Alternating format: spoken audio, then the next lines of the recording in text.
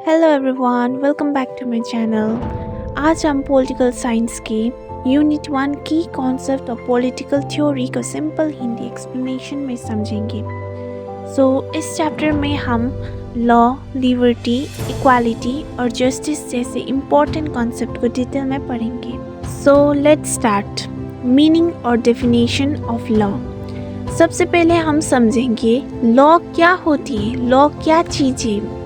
Law का simple meaning है rules और रेगुलेशन जो सोसाइटी में ऑर्डर मेंटेन करने के लिए बनाया जाता है।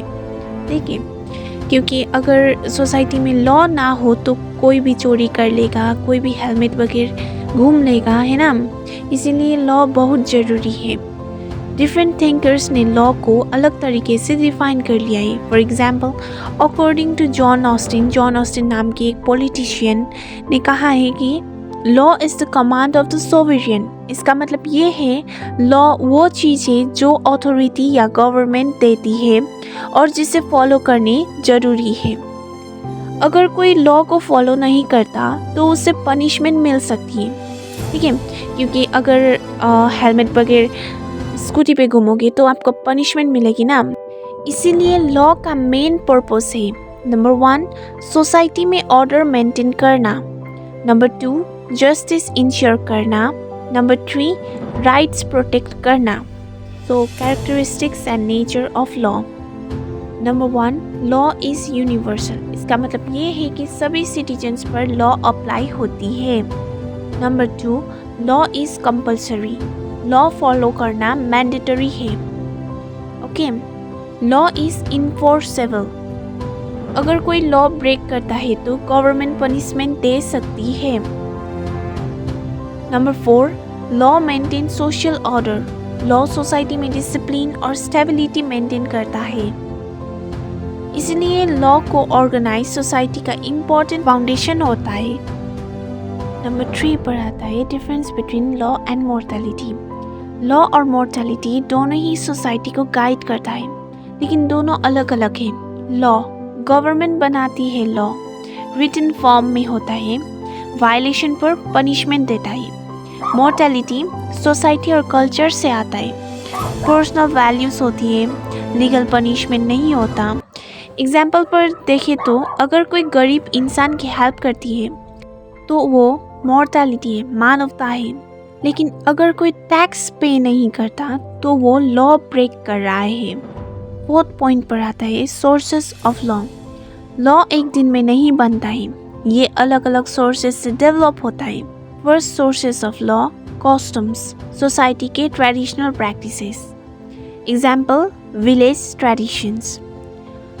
सेकेंड पॉइंट रिलीजियन, कोई लॉ रिलीजियन बिलीफ से इन्फ्लुएंस होती है। थर्ड पॉइंट पर आता है जुडिशियल डिसीजन, कोर्ट की इम्पोर्टेंट डिसीजन भी लॉ बन जाती है। फोर्थ पॉइंट पे आते हैं लेजिस्लेशन, पार्लियामेंट या लेजिस्लेचर द्वारा बनाए गए लॉज। एग्जाम्पल इंडिया में पार्लियामेंट नए लॉज पास करती है, जैसे कि education law, tax law etcetera. Classification of law. Law को भी अलग अलग कैटेगरीज में डिवाइड किया जा सकता है। फर्स्ट कैटेगरी कॉन्स्टिट्यूशनल लॉ, ये कॉन्स्टिट्यूशन से रिलेटेड होता है। Second law criminal law, crimes और पनिशमेंट से related. Example theft, murder, fraud, ये सब क्रिमिनल लॉ में आता है। Third category civil laws, personal dispute solve करता है। Example property dispute, marriage dispute. अगर एग्जाम्पल में दे तो अगर आपके दो नेबर्स लैंड को लेकर फाइट करते हैं तो कोर्ट उसे सिविल लॉ के थ्रू सॉल्व करता है। सिक्स्थ पे आता है इंटरनेशनल लॉ। इंटरनेशनल लॉ वो रूल्स है जो डिफरेंट कंट्रीज के रिलेशन को रेगुलेट करता है। इसका मेन पर्पस है वॉर को अवॉइड करना, पीस मेंटेन करना, कोऑपरेशन इंक्रीज करना। एग्जाम्पल कंट्रीज के बीच ट्रेड अग्रीमेंट्स और पीस ट्रीटीज, जैसे इंडिया और भूटान के बीच कोऑपरेशन अग्रीमेंट्स। अब national law and international law के डिफरेंसेस।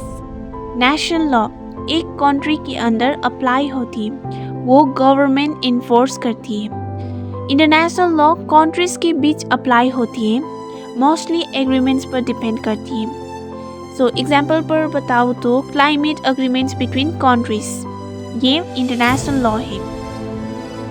सो 8 पॉइंट पे आता है लिबर्टी का मीनिंग। लिबर्टी का सिंपल मीनिंग है फ्रीडम।